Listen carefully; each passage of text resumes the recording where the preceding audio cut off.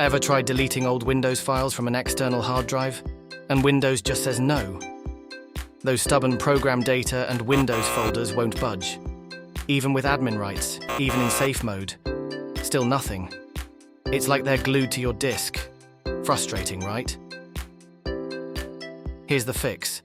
Git Bash. Step 1. Download and install Git Bash.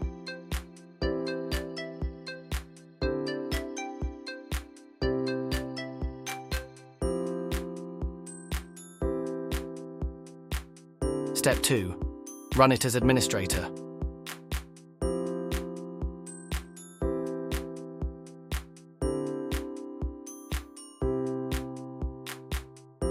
Step 3. Navigate to the folder using cd/your/path. Step 4. Delete everything with rm-rf Windows. And boom! Problem solved. R means recursive, F means force. Quick, easy, effective. No more stubborn files. Like and subscribe for more smart fixes. See you next time.